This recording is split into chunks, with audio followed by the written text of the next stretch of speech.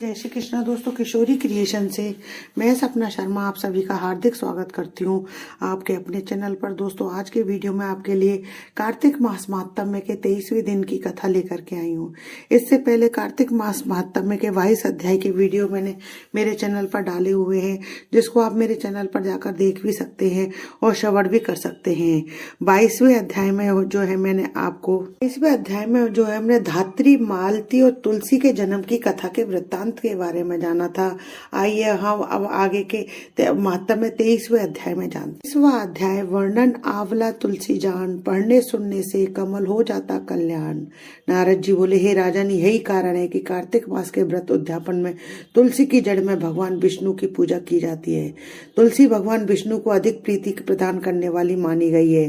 राजन, जिसके घर में तुलसी वन है वह घर तीर्थ स्वरूप है। यहाँ यमराज के दूत नहीं आते।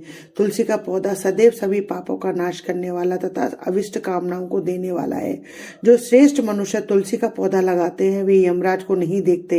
नर्मदा का दर्शन, गंगा का स्नान, तुलसी दान, वन का संसर्ग, ये तीनों एक समान कहे गए हैं। जो तुलसी की मंजरी से संयुक्त होकर प्राण त्याग करता है वह सैकड़ों पापों से युक्त हो क्यों ना हो तो वह यमराज भी उसकी ओर नहीं देखते हैं।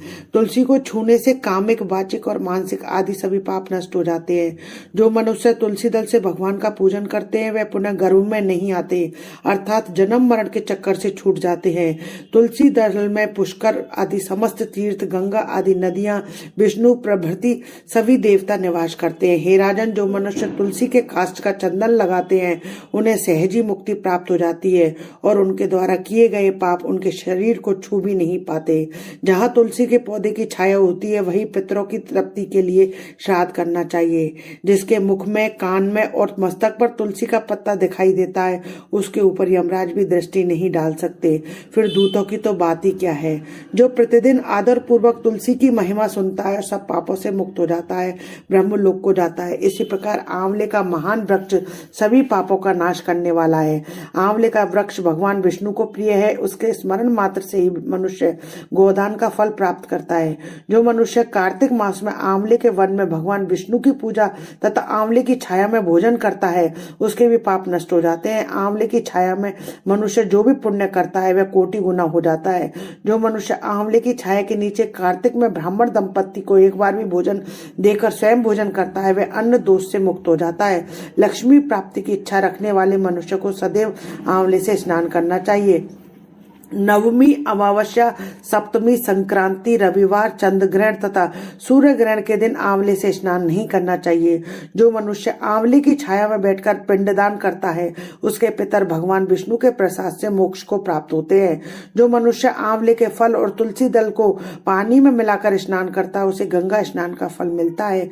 जो मनुष्य आंवले के पत्तों और फलों से देवताओं का पूजन करता है उसे स्वर्ण, मणि और मोतियों के द्वारा पूजन का फल प्राप्त होता है। कार्तिक मास में जब सूर्य तुला राशि में होता है, जब सभी तीर्थ, ऋषि, देवता और सभी यज्ञ आंवले के वृक्ष में वास करते हैं, जो मनुष्य द्वादशी तिथि को तुलसी दल और कार्तिक में आंवले की छाया में बैठकर भोजन करता है उसके 1 वर्ष तक अन्न संसर्ग से उत्पन्न हुए पापों का नाश हो जाता है।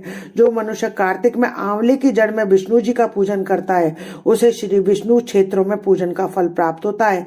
आंवले और तुलसी की महत्ता का वर्णन करने में ब्रह्मा जी भी समर्थ नहीं है, इसलिए धात्री और तुलसी जी की जन्म कथा सुनने से मनुष्य अपने वंश सहित भक्ति को पाता है। तीसरी कार्तिक मास महात्म्य 23वां अध्याय संपूर्णम। दोस्तों, यदि आपको मेरा वीडियो अच्छा लगे तो इसे लाइक और शेयर कीजिए। यदि आपने अभी तक मेरे चैनल को सब्सक्राइब नहीं किया है तो उसे सब्सक्राइब करना ना भूलें। पास ही में बेल आइकन को दबाएं जिससे मेरे आने वाले हर नए वीडियो का नोटिफिकेशन आपको मिल जाए। हिंदू धर्म, रीति रिवाज, कथा कहानी जानने के लिए मेरे चैनल पर बने रहने के लिए बहुत बहुत धन्यवाद। जय श्री कृष्णा दोस्तों, राधे राधे।